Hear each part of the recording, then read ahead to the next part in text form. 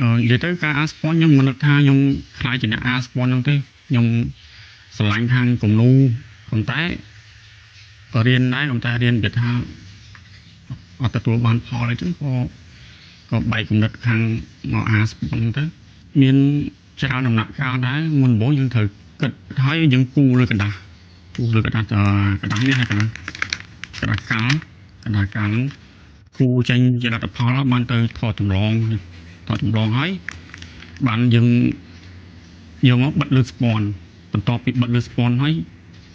ក៏ចាប់ផ្ដើមអាហ្មងសម្រាប់ការគូ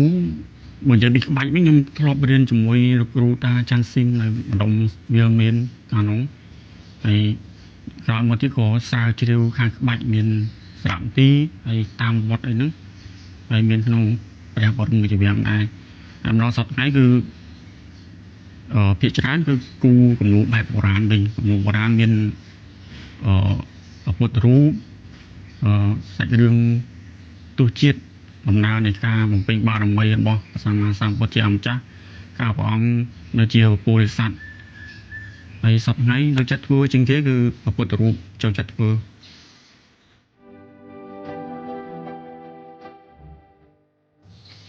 សម្រាប់ការអាស្ពននេះគឺតាមទំហំខ្លះមាន7ថ្ងៃក៏មានដល់15ថ្ងៃអីដែរតាមទំហំតាមរូបអីចឹងទៅចំពោះឧបករណ៍ប្រើប្រាស់វិញមានតិចដែរមានថាដងអាណាហើយផ្លែអាណាហើយនឹងនេះដែលចោះសម្រាប់ចោះស្ពាន់ហើយបន្ទាប់មកយើងសើផ្លែអាណាអានេះញួរសពថ្ងៃគឺមានស្នាដៃដែរនៅក្នុងវត្តហើយមានដូចជាសាច់រឿងទស្សជាតិមាន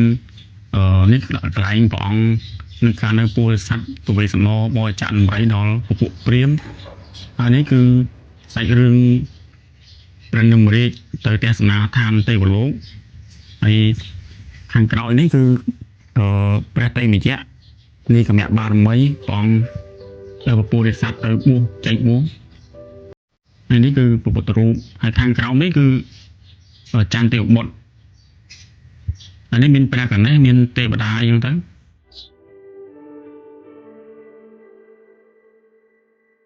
សម្រាប់ផលលំបាកហ្នឹងគឺ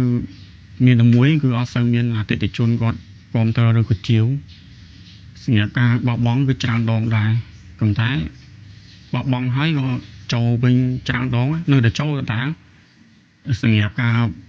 បង្រៀនវិញគឺខ្ញុំធ្លាប់គិតថាពីមុនគឺធ្លាប់គិតថាមិនបង្រៀនទេព្រោះការងារហ្នឹងខ្ញុំនិយាយថាការខំប្រឹងខ្លួនឯងចេះស្រាវជ្រាវខ្លួនឯងអញ្ចឹងខ្ញុំគិតថាអត់បង្រៀនណាទេដល់ពេលក្រោយមកទៀតក៏អាកំណត់ហ្នឹងវាប្រែប្រួលទៅវិញក៏ចាប់ផ្ដើមថាចង់បង្រៀនដល់អ្នកណាដែលគាត់មានចិត្តស្រឡាញ់ខាងអាស្ពនហ្នឹងហើយសម្រាប់ការបង្រៀនគឺអត់មានយកថវិកាអ្វីទាំងអស់ឲ្យតែគាត់ចេញឧបករណ៍ដូចជាតុឬក៏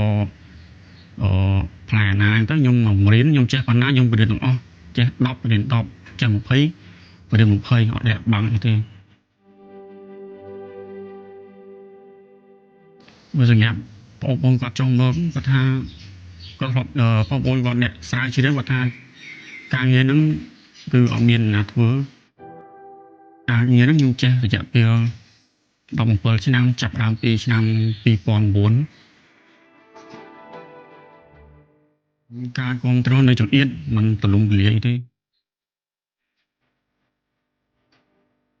ដោយសារតម្លៃដែលខ្ញុំធ្វើហ្នឹងបងប្អូនខ្លះគាត់គិតថាថ្លៃហើយណាមួយគាត់មិនសូវមានថវិកាអញ្ចឹងក៏អត់មានលទ្ធភាពជាវហើយសម្រាប់ខ្ញុំមុនដាក់តម្លៃគឺពិភាក្សាជាមួយអ្នកជាវដែរ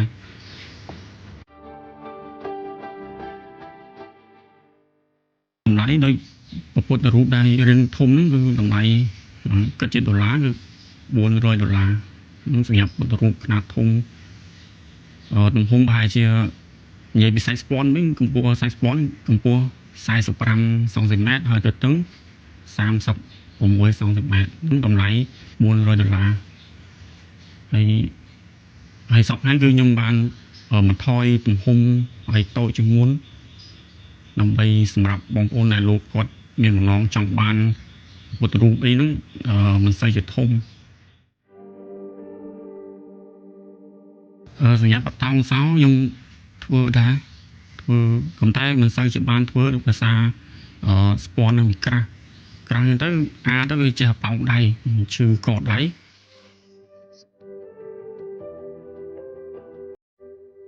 ចាប់ផ្ដើមគឺម៉ោងប្រហែលជា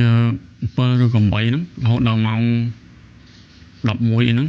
ហើយបន្ទាប់មកទៀតគឺម៉ោង1រហូតដល់ម៉ោង5គឺធ្វើជាប្រចាំថ្ងៃ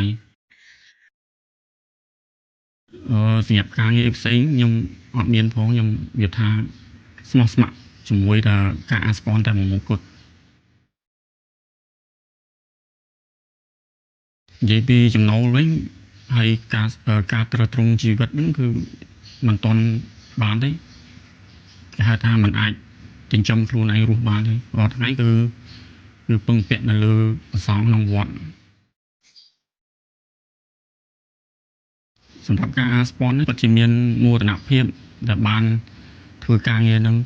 ព្រោះជាការងារដែលខ្ញុំបង្កើតហើយនឹងស្រឡាញ់ផងដែរបាទ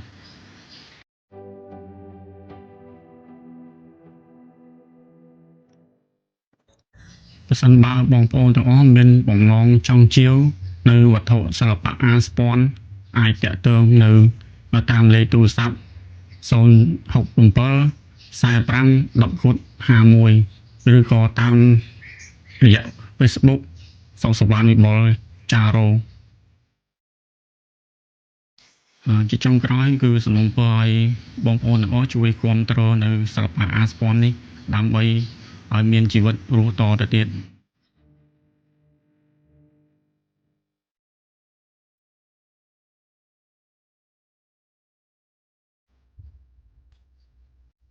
ជារួមមកដើម្បីសម្រេចចេញជាសមិទ្ធផលនៅក្នុងការអាក្បាច់ស្ពាន់មួយឲ្យចេញជារូបរាងយើងធ្វើការបែងចែកចេញជា8ដំណាក់កាលដំណាក់កាលទី1គូររូបរាងគំនូរសិល្បៈគ្រប់ប្រភេទមានតាមបែបបុរាណនិងសម័យដំណាក់កាលទី2យកក្រដាសសដើម្បីផ្ដិតចម្លងគំនូរទាំងអស់ដំណាក់កាលទី3គឺធ្វើការកាត់នៅស្ពាន់ដំណាក់កាលទី4កូរកែវដើម្បីយកកែវនោះទៅបិទនៅលើស្ពាន់ដំណាក់កាលទី5យកក្រដាសដែលបានគូរយកមកបិទនៅលើស្ពាន់ដំណាក់កាលទី6ចាប់ផ្ដើមសកម្មភាពនៃការអាស្ពាន់ចំណែកឯដំណាក់កាលចុងក្រោយបន្ទាប់ពីការអារួចហើយដើម្បីសម្រេចចេញជារូបរាងនៃសិល្បៈអាក្បាច់ស្ពាន់គឺត្រូវយកក្រូចឆ្មាញីទៅលើស្ពាន់ដើម្បីរំលេចពណ៌ដែលមានសោភ័ណភាពយ៉ាងស្រស់ស្អាតបែបនេះ